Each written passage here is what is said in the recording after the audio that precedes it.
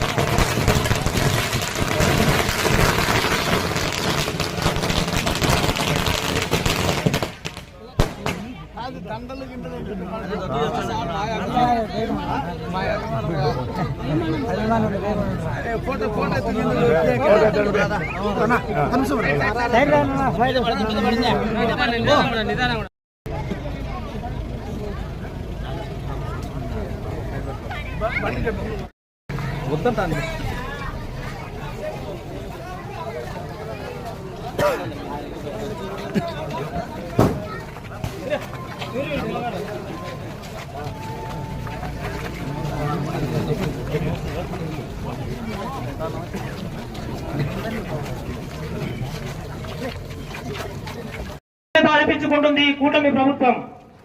ఈనాడు రేగలకుంట గ్రామ పంచాయతీలో ఇది మంచి ప్రభుత్వం.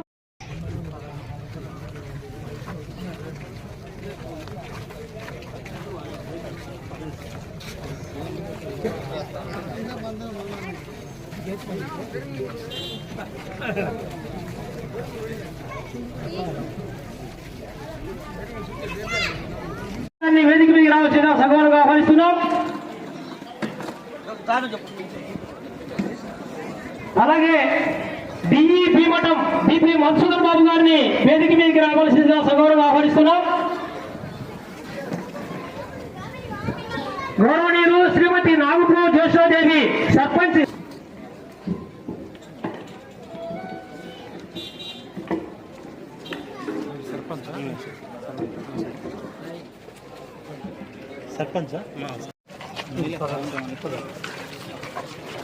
జగన్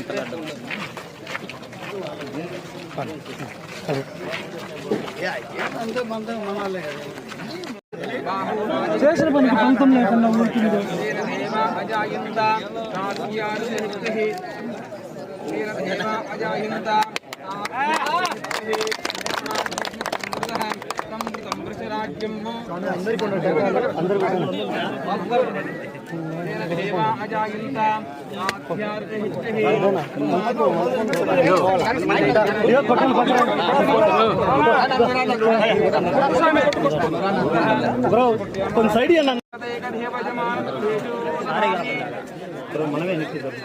వీళ్ళు కొంచెం వెనక్కి జరగాలి సార్. మీరు కొద్దిగా ముందు ఉన్నారు సార్. కొంచెం వెనక్కి ఉంటే ఫోటో వస్తుంది. బాగా అందది ఉండండి. వెనక్కి అందది వస్తుంది. బాగా నిలబడి ఈ పక్క సైడ్ కొద్దిగా వెనక్కి ఉండండి. అదే అందుకనే మీరు పెట్టేసి నిలబడండి.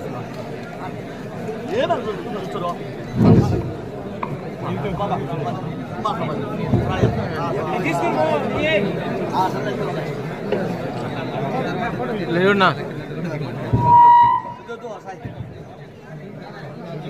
ఓకే. ఇక్కడ రైతులు చాలా దుక్కులతో పందులతో చాలా అవసరపడుతున్నారు. మీరు ఏ నిధులతో తెస్తారో కంచె వేపించే చుట్టూ మార్గం ఏర్పాటు చేస్తారు. కంటి సార్ మా కంటి కావాలి సార్, మా ల్యాండ్ కంటి కావాలి సార్. మీరు ప్రభుత్వం చేస్తారో మీ సొంతగా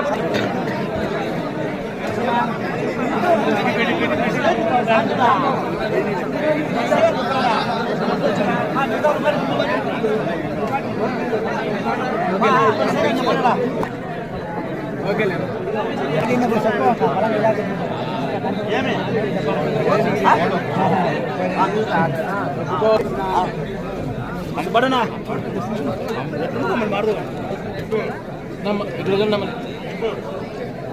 ఓకే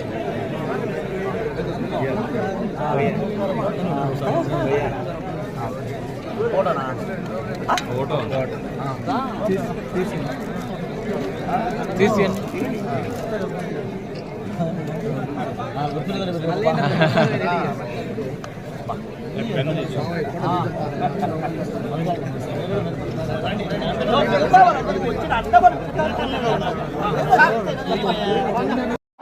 మేము ఒక ప్రణాళిక వేసుకుంటున్నా. ఎందుకంటే ఈ పంచాయతీ కాదు, మన మండలంలోనే చాలా సమస్యలు ఉన్నటువంటి మండలం మన మండలం. ఎందుకంటే డీకేట్ ల్యాండ్స్ ఉన్నాయి. కొంతమంది బడా నాయకులు చాలామంది చాలా దోచుకున్నారు. ఇవన్నీ అరికట్టడానికి ఒక క్రమశిక్షణగా ఒక కమిటీ వేస్తా. కమిటీ వేసి ఈరోజు ఏ రకంగా మీటింగ్ పెట్టామో రేపు రాబోయే టైంలో కమిటీలో ఎంఆర్ఓ గారు కానీ మన నియోజకవర్గంలో ఉన్నటువంటి 6 మండలాల్లో ఉన్నటువంటి మంచి బాగా పనిచేసేటువంటి ఆఫీసర్లను ఒక కమిటీ వేస్తా. ఆ కమిటీ వేసి వాళ్ళకు ఒక్కొక్క పంచాయతీ 2 రోజులు కానీ 3 రోజులు కానీ అలాట్ చేస్తాం. వాళ్ళు ఆ మండలంలో ఉన్నటువంటి ఆ పంచాయతీ ఉన్నటువంటి భూములు ఎవరైనా కానీ మన తన లెక్క కాదు, ప్రతి ఒక్కరూ అఫిషియల్గా ఎన్ని ల్యాండ్ కరెక్ట్ ఉంది, ఎంతమంది దోచుకున్నటువంటి ఎంతమంది ఉండరు, అక్రమంగా ఆన్లైన్ చేయించుకుంటే ఎంతమంది ఉండరు, ఇవన్నీ పరిశీలించి అటువంటి వ్యక్తులకు సరైన క్యాన్సల్ చేపించి ఎవరికి అర్హత లేదో, ఎవరికి భూములు లేకుండా ఉంటాయో, చాలా బీదతరంగా ఉన్నటువంటి వాళ్ళకు ఖచ్చితంగా వాళ్ళకి ప్రతి ఒక్కరికి ఎకర కానీ 2 ఎకర కానీ ఇవ్వాలని చెప్పి నేను కూడా ఎలక్షన్కి ముందు కూడా ఒక ఆశయంతో ముందుకు వచ్చిన. నేనే ఆశించిరాలా, చేసే పని ఎప్పటికీ శాశ్వతం నిలబడిపోవాలా. ఏ వ్యక్తి అయినా కూడా ఏది శాశ్వతం కాదు. ఒక్కొక్కరికి ఒక అధికారం ఇస్తారు. అధికారం ఇచ్చినప్పుడు 10 మందికి మంచి చేయాలా, అదే నా ఆలోచన. నాకు ఈరోజు మీరు అధికారం ఇచ్చిండ్రు, అధికారం ఇచ్చేది ఎట్లంటే చేసేది కాదు. అధికారం ఇచ్చే సక్రమంగా పరిపాలన చేయాలా. సక్రమంగా బీదతనం ఉన్నటువంటి వాళ్ళకు అన్యాయం జరగకూడదు. ఇవన్నీ అరికట్టడానికి ఇంకా 1 by 1, ఎందుకంటే ఆఫీసర్లు కూడా ట్రాన్స్ఫర్స్ చాలా ఉన్నాయి. ఇవన్నీ ఎస్టాబ్లిష్ అయిన తర్వాత ఇంకో నెల కానీ నెలన్నర తర్వాత కానీ ఖచ్చితంగా కమిటీ చేసి ఈ ఊరు కాదు మన మండలంలో ఉన్న సమస్యలని పరిష్కరించాలని చెప్పి నేను అనుకుంటున్నా. దానికి తోడుగా మన అధికారులందరూ ఎంఆర్ఓ కానీ ఎండిఓ గారు కానీ అందరూ కమిటీ చేసి బాగా నిక్కచ్చిగా ఎక్కడ పొరపాటు జరగకుండా ఎవరికి తలొక్కకుండా న్యాయంగా చేయాలని చెప్పి మేము కూడా అనుకుంటున్నాము. ఆ భాగంగా ఖచ్చితంగా నెరవేరుస్తామని చెప్పి ఈ సందర్భంగా మీకు అందరికీ ఈ సభాముఖంగా తెలియజేస్తున్నా. అదే రకంగా ఎలక్షన్ కన్నా ముందు మేమేంటంటే మాట చెప్పిన తర్వాత మాటకే కట్టుబడి ఉంటాం. ఎలక్షన్లో మాట చెప్పినాం, ఆ రోజు ఓట్లు వేసినారు, నాకు ఎందుకు పోయాడు కాదు. ఆ రోజు ఏం మాట చెప్పామో మాట ప్రకారం నెరవేర్చాలని చెప్పి ఆకాంక్ష నాకుంది. దాని భాగంగా చీకటిపల్లె భోగపల్లి ఉంది. రోడ్డు చాలా వ్యవస్థ ఉంది. రోడ్డు నచ్చడానికి చాలా బాధ. ఎందుకంటే చనిపోయినప్పుడు నేను ఊరికి వచ్చే అసలు మేము పోయేవాళ్ళు కాదు. నేను సుబ్బారావు మన సుబ్బాడి మేము పోతుంటే వెహికల్ పోతుంది, ఈ పక్క పోతే ఇట్లా పోతుంది, అట్లా పోతే ఇట్లా వస్తుంది. అసలు ఊళ్ళో పోవాలని నా భయం వేసింది. మరి ఎంత దారుణం ఆ రోజు అనుకున్నా, ఎంత దారుణం ఉంది. అయినా కూడా 2019లో ఇదే గ్రామానికి నేను ఆ రోజు శాంక్షన్ చేయించిన, ఆ రోజు రోడ్డు వేయించిన, రోడ్డు వేసి శాంక్షన్ చేయించి డబ్బులు తీసుకొచ్చిన, టెండర్ పిలిచిండు. అయినా కూడా ఈ 5 సంవత్సరాలు టెండర్ పిలిచినా కూడా పనిచేసి లేకుండా ఆయన కూడా అయిపోయింది. అంటే అభివృద్ధి కాదు వాళ్ళు కావాల్సింది. వాళ్ళు ఎక్కడెక్కడ దోచుకోవాలా, ఎక్కడెక్కడ మాకు వచ్చే అవకాశం నుంచి ఆలోచనే. మాకు అటువంటి ఆలోచన లేదు. మేము ఆ రోజు మాట చెప్పినాం, ఖచ్చితంగా నెరవేర్చాలని చెప్పి ఈ రోజు ఎన్ఆర్జీఎస్ దాంట్లో సుమారు 1,20,00,000 మాట చెప్పినా ఫస్ట్ ఓపెన్ చేయాలని చెప్పి మన డి గారు చెప్తే ఇమ్మీడియట్ గా దాన్ని శాంక్షన్ చేపించి ఈరోజు ఓపెన్ చేసి తొందరలో కూడా వర్క్ కూడా కంప్లీట్ చేస్తామని చెప్పి ఈ సందర్భంగా తెలియజేసుకుంటున్నాం. అదేవిధంగా జట్టు కొత్తపల్లి కూడా సీసీ రోడ్డు కోసం 10 లక్షల రూపాయలు శాంక్షన్ చేయడం జరిగింది. అది కూడా తొందరలో స్టార్ట్ చేస్తాం. అదేవిధంగా మన జెడ్పీటీసీ హెడ్ మాస్టర్ అడిగారు, ఈ ఊళ్ళో చాలా సమస్యలు మా స్కూల్ కావాలని చెప్పి. మీరు అడగకుండా ముందుగానే ఆల్రెడీ మీకు సిఎస్ఆర్ గ్రాంట్లో 6 లక్షల రూపాయలు శాంక్షన్ చేయించిన 6 లక్షల రూపాయలు సిఎస్ఆర్ గ్రాంట్లో శాంక్షన్ అయింది. తొందరలో అమౌంట్ కూడా, ఎందుకంటే సిఎస్ఐ గ్రాంట్ అంటే మీకు అర్థం కాదేమో. సిఎస్ఐ గ్రాంట్ అంటే ఇక్కడ మా స్టేట్ గవర్నమెంట్ కాదు, సెంట్రల్ గవర్నమెంట్ స్కీమ్.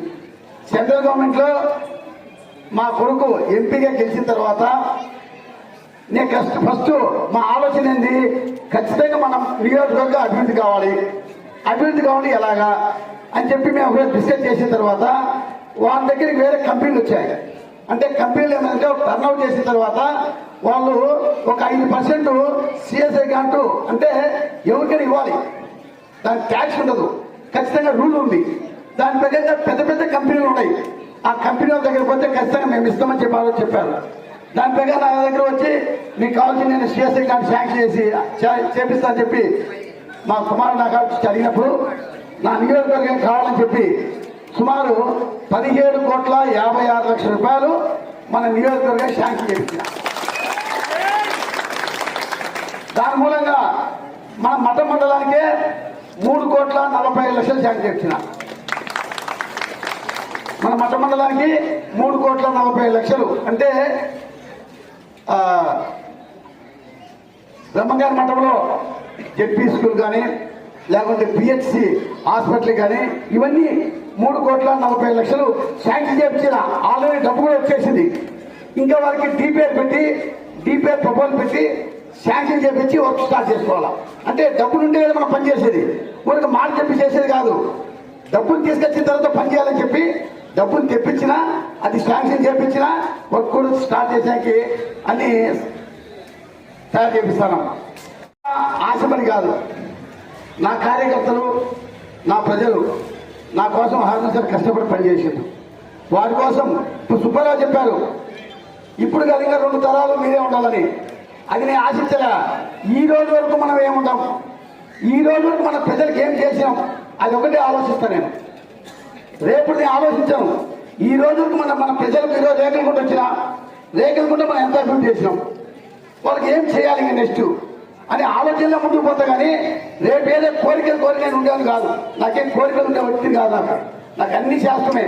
నాకేం రాజకీయం ఏదంటే ఈరోజు ఉండొచ్చు రేపు పోవచ్చు. ఉన్నంత వరకు మంచి పని చేయాలా. అదేవిధంగా ఈ రేఖలకుంటకు ఖచ్చితంగా ల్యాండ్ ప్రాబ్లం ఉంది. ఆ ల్యాండ్ ప్రాబ్లం క్లియర్ చేపిస్తాను చెప్పి మాట చెప్పినా అది కూడా చేపించే ప్రయత్నం చేస్తానని చెప్పి సందర్భంగా తెలియజేసుకుంటున్నా. అదేవిధంగా లిఫ్ట్ ఇరిగేషన్, ఎందుకంటే వీళ్ళకి భూములు మంచి భూములు, ఇవి మంచి వాటర్ ఉంటే కదా బ్రహ్మాండ సంపాదించుకునే భూములు. మనసులకు డబ్బులు శాస్త్రం కాదు. డబ్బులు ఈరోజు ఇస్తామో రేపు పోతుంది. ఈరోజు 50 ఇస్తే 2 నెలలకు డబ్బులు ఉండవు. అదే మనం నీళ్లు తీసుకొచ్చి ప్రతి ఒక్క రైతుకు నీటి భూములని 7 భూములకు సరిహద్దులు ఏర్పరిచి మీరు బాగా పంట పండించుకోమంటే ఒక్కొక్క రైతు ఒక్కొక్క ఎకరాల్లో 1,00,000 రూపాయలు సంపాదిస్తారు. అది శాశ్వతం సంపాదించడానికి అవకాశాలు ఉంటాయి. అటువంటి పని చేయాలా. ఏ డబ్బులు ఇచ్చి ఇచ్చేది పోయేది కాదు. వాళ్ళకి శాశ్వతమైన పనులు చేయాలా. ఆ పని భాగంలో లిఫ్ట్ ఇరిగేషన్ స్కీమ్ లాస్ట్ నేను ఉన్నప్పుడు 5 కోట్ల రూపాయలు. ఆ రోజు పని చేసింది 5 కోట్లతో పని అయిపోయేది. ఈ రోజు వర్క్ చేయాలంటే దానికి 10 కోట్ల రూపాయలు కావాలా. దానికి మళ్ళీ రీకాస్ట్ కావాలా, మళ్ళీ బడ్జెట్ అప్రూవ్ చేయించాలా. అదే సిఈ గారితో చెప్పి మళ్ళీ రీకాస్ట్ కూడా చేపిస్తున్నా. ఎందుకంటే ఇవన్నీ మీకు తెలియదు. మీ గ్రౌండ్ వర్క్ గవర్నమెంట్ వచ్చిన తక్షణమే నేను సిఈ ఆఫీస్ అందరూ కూర్చోబెట్టి మీటింగ్ పెట్టి ఖచ్చితంగా జరగాలని చెప్పి వాళ్ళకి ఇన్స్ట్రక్షన్ ఇవ్వడం జరిగింది. దాని ప్రకారంగా రీకాస్ట్ కూడా చేస్తున్నాం. అంటే ఈ రోజుకి మనకు చేసిన ఫలితాలు రావు. ఒక చెట్టు ఉంది, ఫస్ట్ మనం మొక్కేసి నాటి పెంచితేనే మనకు ఫలాలు వచ్చేది. దాని భాగంగా నేను ఆ రోజు లాస్ట్ 2019లో ఎంతో కష్టపడిన జీవో తెప్పించేది. ఆ జీవో తెప్పించిన ఆ రోజు ఈ ప్రభుత్వం వచ్చిన తర్వాత దాన్ని నెగ్లెక్ట్ చేసి పక్కన పెట్టేసిండ్రు. మళ్ళీ అదే జీవోను రీఓపెన్ చేపించిన తర్వాత మళ్ళీ దానికి గ్రాంట్ కావాలంటే మళ్ళీ రీకాస్ట్ ఎస్టిమేట్ చేసి గవర్నమెంట్ కూడా పంపించడానికి ప్రపోజల్ రెడీ చేపిస్తున్నా. అదొకటి. అదే రకంగా వీళ్ళకు రేకలకుంటారు బ్రహ్మంగారి మఠం ఉంది. ఇట్లా షార్ట్ కట్ చూస్తే చాలా దగ్గర. పాపం ఇట్లా పోయి రావాలంటే సుమారు 60-70 కిలోమీటర్లు పోవాలా. చాలా ఇబ్బంది పడుతున్నారు.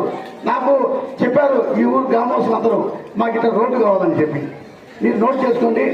వీరికి రేకలకుంట నుంచి బ్రహ్మంగారి మఠానికి షార్ట్ కట్ రోడ్డు మీరు ఒక ఎస్టిమేట్ తయారు చేయండి. దీని ఇంపార్టెంట్ మనం అనుకునేది మంచి ఫస్ట్ ప్రియారిటీలో పెట్టుకొని మనం దీన్ని శాంతి చేయించి మనం పని చేయించాలా. అది ఎవరు నోట్ చేస్తుంది. ఎందుకంటే ఈ పనులు చేస్తే ఏమైందంటే శాస్త్రంగా అనుకుంటా అంటారు మనుషులు. డబ్బులు ఇచ్చేది కాదు.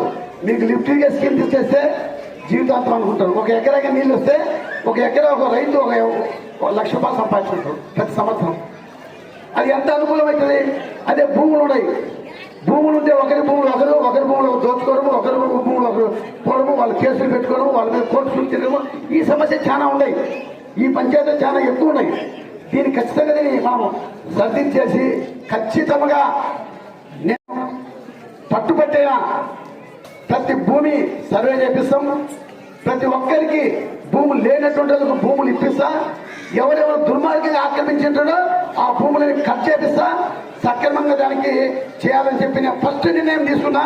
దాని ప్రకారంగానే ఖచ్చితంగా నెరవేర్చడానికి నేను ముందుకు పోతాను. మీ అందరి సహకారం కూడా మాకు కావాలి. అందరి సహకారం కావాలి. ఎందుకంటే మనము ఒకరి గురించి ఆశించిగా చేసేది. ప్రతి ఒక్కరికి న్యాయం జరగాల. నాకు అధికారం ఇచ్చారు, నాకు పదవి ఇచ్చారు. మీరు ఆ పదవిని మీకు పంచి పెట్టాలా, మీకు న్యాయం చేయాలా. ఆ బాధ్యత నాకు ఇచ్చారు. ఆ బాధ్యత నాకు ఎంతో నా భుజాలు వేశారు. ఈ బాధ్యతను నేను మీ ఊరు చెప్పిన 4 అంశాలు. ఒకటి లిఫ్ట్ ఇరిగేషన్, ఒకటి రోడ్డు, ఒకటి భోగాదిపల్లెకు రోడ్డు అని భూములు. ఈ 4 చెప్పిన ఈ 5 సంవత్సరాల్లో నా ప్రభుత్వం ఉన్నంత లోపల ఈ 4 సమస్యలు ఖచ్చితంగా నెరవేరుస్తుందని చెప్పి ఈ సభాముఖంగా మీకు అందరూ తెలియజేస్తున్నా. ఎందుకంటే మనం ప్రజలకు చేయాలి పని. వేరే వాళ్ళని మనం విమర్శించకూడదు. ఓకే, వాళ్ళ ప్రభుత్వం, వాళ్ళ ప్రవర్తన, వాళ్ళ భావన అట్లాంటి.